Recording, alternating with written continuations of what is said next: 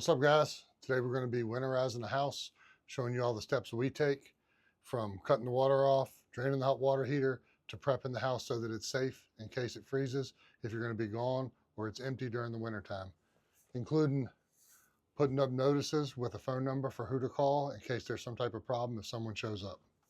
First thing I'm going to do is run out to the street, turn the water off with this curb key. There'll be a video linked below if you've never done that, so we don't have to waste your time on this video, and then I'll be right back.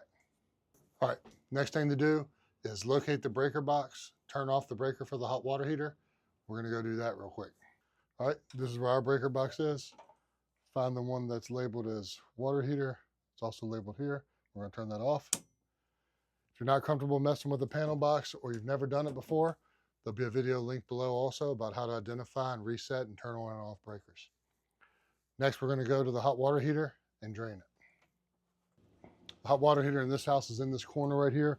I'm gonna move all this stuff and I'm gonna hook a water hose up to the bottom of it and run it out the door to drain the water out. And then we'll be ready to move on to the next step.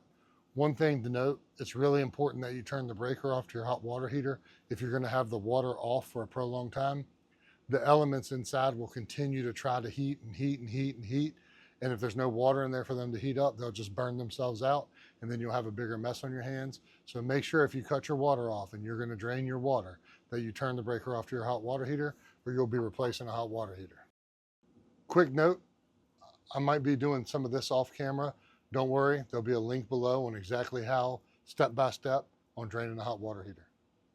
All right, next step's gonna be water's off, hot water heater's drained.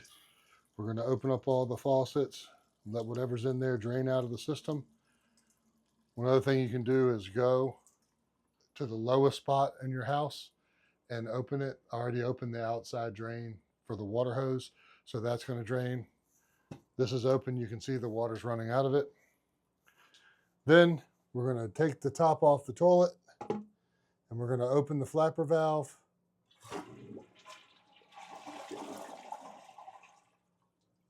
And we're going to let as much water as possible drain out.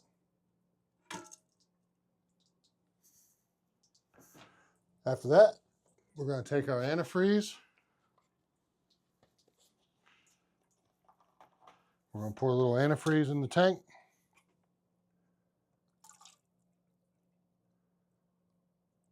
To prevent the water from freezing. And then add it to the toilet bowl for the exact same reason. Over to the sink, pour it in the sink so that it mixes with the water inside of the trap and the trap can't freeze. The last step of the process for the bathroom is going to be to take a notice that says the water's turned off this house and has been winterized. For additional information, please contact the management company for this home with their phone number. And what I like to do is take them, put it right on the toilet seat. Now that we have our papers out, we're actually going to go back to the breaker box and put one on that also, so someone doesn't accidentally turn on that breaker and kill the hot water heater. Very important. That could be a $2,500 mistake.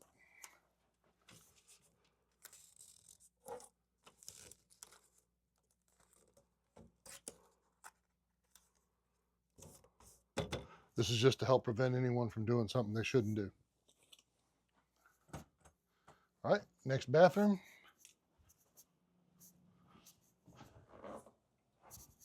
This house has 3 bathrooms. We might speed through these, but you get the idea.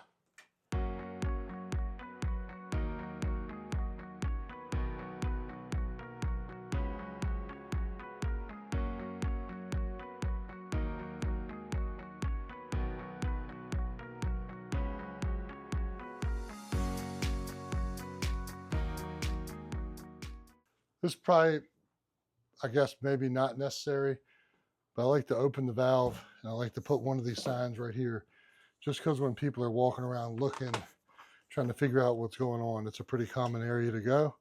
So just to be safe, we'll put a sign right here. And I'm going to put antifreeze in both sides of the sink. I could look and check and see if the plumbing goes to a single trap or to a dual trap, but I'm going to put it in both sides just to be safe.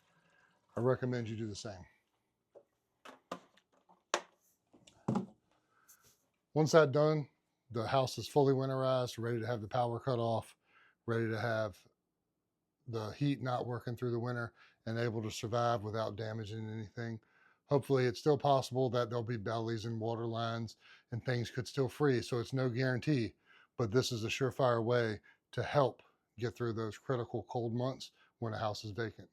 Thanks for watching. That's another video by Your Home Made Easy. Please like, comment, and subscribe for more.